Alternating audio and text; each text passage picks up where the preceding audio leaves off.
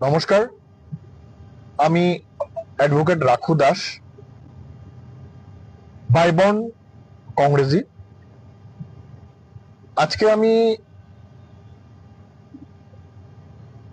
একটি বিষয় নিয়ে আলোচনা করছি। আজ দুদিন ধরে আমাদের রাজ্যে মহারাজা এবং ডিএম সাহেবকে নিয়ে অনেক জলঘোলা হচ্ছে।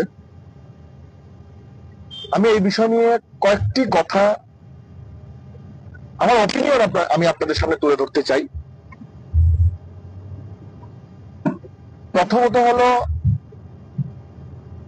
অনেক ছাগলের 3 নম্বর বাচ্চারা, আমি ওদের ছাগলের 3 নম্বর বাচ্চাই বলবো, যেখানে তাদের দলের বড় বড় নেতারা ডিএম এর এই অনৈতিক কার্যকলাপকে ধিক্কার জানাচ্ছে, সেখানে কিছু সাধারণ ওই ছাগলের 3 নম্বর বাচ্চা লাফালাফি করছে।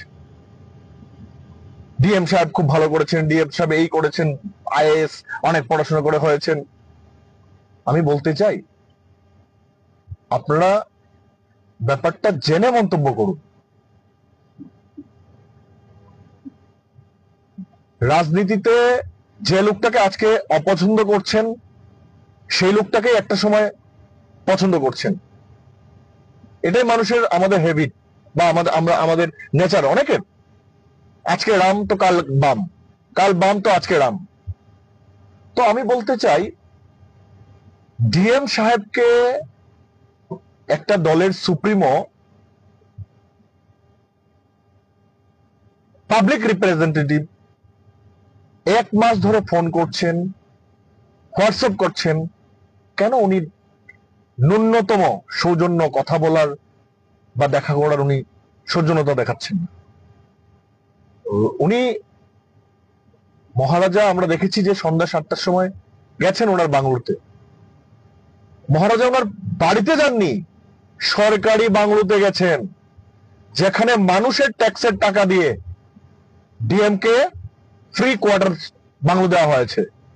কেন ফ্রি দেওয়া হয়েছে বাংলো? সেখানে ডিএম সাহেব বসে পাবলিকের কাজ করবেন।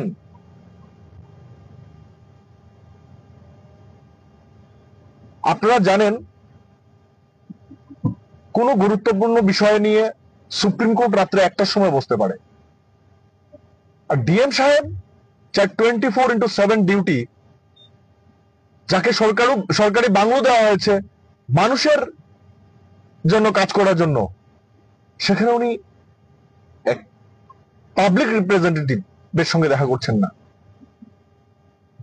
একবার ভাবুন না, যারা নাচানাচি করছেন, আপনার দলের সভাপতি, আপনার দলের বিরোধী দলনেতা বা আপনার দলের সুপ্রিমোর সঙ্গে যদি ডিএম সাহেব এই ধরনের কার্যকলাপ করেন, তখন আপনি কি করবেন? তার জন্য প্রতিবাদ করুন, আমলাতন্ত্রের বিরুদ্ধে প্রতিবাদ করুন।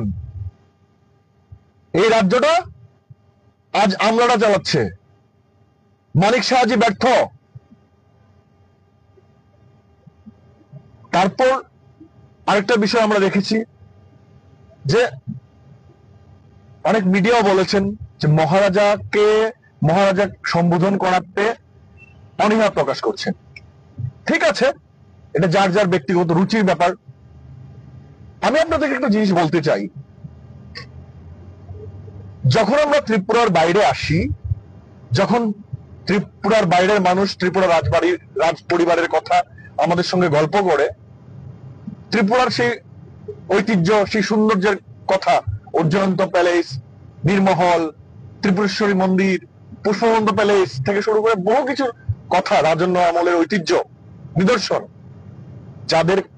যেগুলির কথা আমাদের সামনে তুলে ধরে আমরা ত্রিপুরার সৌন্দর্যকে তুলে ধরি। এই ঐতিহ্য, এই নিদর্শন রাজ পরিবারের দ্বারা তৈরি।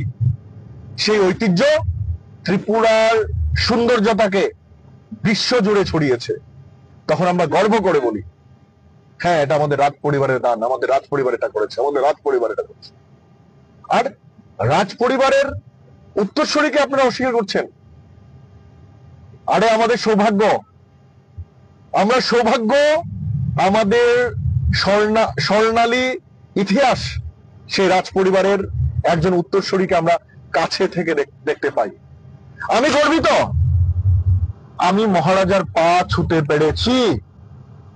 আমি গর্ব করে বলি, আমি যেভাবে রাজনৈতিক নেতা হিসাবে সবচেয়ে পছন্দের আমার রাহুল গান্ধী, আমি যেভাবে বলি লাভ ইউ রাহুল গান্ধীজি, ঠিক সেইভাবে রাজ পরিবারের সদস্য হিসাবে, উত্তরসূরি হিসাবে, অ্যাপার্ট ফ্রম পলিটিক্স, আমি রাজ পরিবারের উত্তরসূরি মহারাজা প্রদ্যুৎ মানিক্যকে দিল থেকে ভালোবাসি। গর্বের সহিত বলি, মহারাজা আই লাভ ইউ। আমার গর্ব হয় যে আমি মহারাজার পা ছুঁয়ে আশীর্বাদ নিতে পেরেছি, চোখ থেকে সামনে থেকে দেখতে পেয়েছি রাজ পরিবারের উত্তরসূরিকে। কিন্তু এমন একটা দিন আসতে পারে যে রাজ পরিবারের স্বর্ণালী ইতিহাস আপনারা শুধু ইতিহাসের পাতায় খুঁজে পাবেন। তাই ছোট মানসিকতার পরিচয় দেবেন না। ত্রিপুরার রাজ পরিবারের ইতিহাস আমরা ভুললে হবে না। এই ত্রিপুরাকে মডার্ন ত্রিপুরা তৈরি করেছে রাজ পরিবার। সেই উত্তরসূরি আজ কাজ করছে ত্রিপুরার। বলুন না, আপনারা বলছেন উনি কমিউনাল, উনি তিপ্রাসাদের কথা বলছেন। কি তিপ্রাসা আপনি নন? তিপ্রাসা শুধু ইন্ডিজিনাস লোকরা। তিপ্রাসা কথার অর্থ মানে কি জানেন? তিপ্রাসা কথার অর্থ হলো সিটিজেন অফ ত্রিপুরা। যারা তিপ্রাসা বিরোধী, যারা তিপ্রাসা বললে যারা বলেন কমিউনাল, তারা ত্রিপুরার নাগরিক নন, তারা ভারতের নাগরিক নন। তিপ্রাসা কথার অর্থ হলো সিটিজেন অফ ত্রিপুরা, এবং এটাকে ইন্ডিজিনিয়াস এবং নন ইন্ডিজিনিয়াস বোথ কে বুঝায়। দেখুন আপনারা স্টাডি করে। আর অপরাধ কোথায়? আমি এসসি ছেলে, আমি এসসির জন্য যদি কথা বলি, তাহলে কেন ওবিসি, মাইনরিটি, এসটি আমার উপর রাগ করবে? আমি আমার এসসির জন্য কথা বলছি, আমি তো কারোর বিরুদ্ধে কথা বলছি না। তো মহারাজা যদি ইন্ডিজিনিয়াসের পক্ষে কথা বলেন, অপরাধটা কোথায়? কেন আপনাদের পার্টি কথা বলেনি? আমাদের পার্টি তো কথা বলছে ইন্ডিজিনিয়াসদের পক্ষে। আমাদের পার্টি, মহারাজা পার্টি খুলবার আগে আমাদের পার্টি, কংগ্রেস পার্টি, ইন্ডিজিনিয়াসদের রোমান হরফ দেওয়ার জন্য অনেক আন্দোলন করেছেন। 2013 সালে আমাদের ম্যানিফেস্টো ছিল, 2018 সালে আমাদের ম্যানিফেস্টো ছিল রোমান হরফ করতে হবে। এডিসি কে দিয়েছে? ইন্ডিজিনিয়াসদের এডিসিটা কে দিয়েছে? ভারতীয় জাতীয় কংগ্রেস। কারা বিধানসভার সংখ্যা বাড়িয়েছে?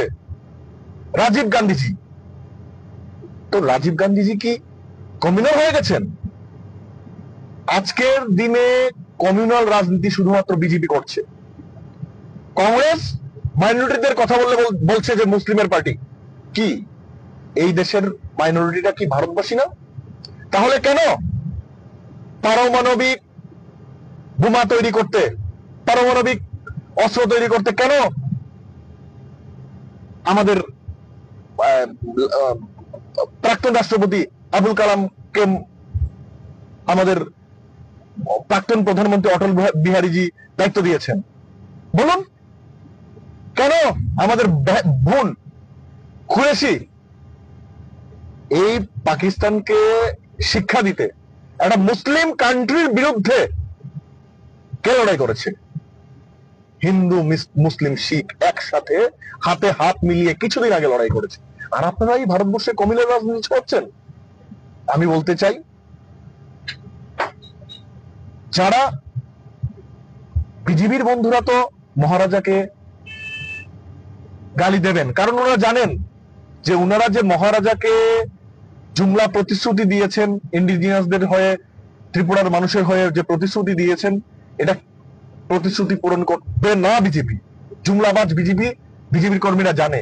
অতএব বিজেপির কর্মীরা বুঝতে পেরেছে, যদি 2025 সালের মধ্যে মহারাজাকে দেয়া কমিটমেন্ট ফুলফিল বিজেপি না করতে পারে, 2026 সালে এই রাজ্যে ভূমিকম্প হবে। তার জন্য ওনারা মহারাজার বিরুদ্ধে আগে থেকে ন্যারেটিভ তৈরি করছেন। কিন্তু আপনি তো বিজেপিকে হারাতে চান। বিজেপিকে হারাতে গেলে কি, বিজেপিকে দুর্বল করতে গেলে বিজেপির জোট সঙ্গীকে ভাঙতে হবে প্রথমে। তাহলে কেন আপনি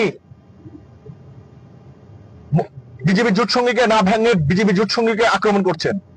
আপনি বলতে পারেন যে মহারাজা, অ্যাপিল করুন মহারাজার কাছে, সোশ্যাল মিডিয়াতে ট্রেন্ড তৈরি করুন যে মহারাজা বিজেপি আপনার সঙ্গে যে কমিটমেন্ট করেছে সেটা ফুলফিল করবে না, জুমলাবাজ বিজেপি। আপনি বিজেপির সঙ্গে যতদিন থাকবেন প্রত্যেকদিন ত্রিপ্রসাদের এই রাজ্যের ইন্ডিজিনিয়াসদের ধোকা দেওয়া হবে। আপনি বিজেপি সঙ্গ ছাড়ুন আর বিজেপিকে এই রাজ্য থেকে উৎখাত করে এই রাজ্যের প্রতিটি নাগরিকের অধিকার সুরক্ষায় নামতে হবে। মহারাজা আসুন, আমরা আপনার সঙ্গে আছি। আপনার দলের, আমি দেখেছি আমাদের দলেরও কিছু কর্মীরা অভিমানে অনেক কিছু বলে ফেলেন। আমি বলতে চাই, একবার ভাবুন, আমাদের দলের নেতা সিডব্লিউসি মেম্বার সুদীপ রায়বর্মনজি, আমাদের সিএলপি লিডার বীরজিৎ সিনহাজি কি বলেছেন মহারাজাকে? আসুন, আপনি আমাদের দলের দায়িত্ব নিন, নেতৃত্ব দিন, আমরা আপনার সঙ্গে আছি। তবুও বিজেপিকে হারাতে হবে। তাই আজকের এই মেসেজ, এই ভিডিও থেকে আমি মহারাজাকে আবেদন করতে চাই, মহারাজা এই রাজ্যের মানুষ ভালো নয়, এই রাজ্যের মানুষ ভালো নেই বিজেপির শাসনে। আপনি বিজেপি থেকে বেরিয়ে আসুন, বিজেপিকে কড়া জবাব আমরা সবাই মিলে দেব। আমরা এই রাজ্যের মানুষ আপনার সঙ্গে আছি এবং আমরা চাই রাহুল গান্ধীজি এবং আপনারা সবাই মিলে এই রাজ্যে আমরা বিজেপিকে উৎখাত করব। এই কথা, এই আবেদন আপনার কাছে রাখছি। নমস্কার।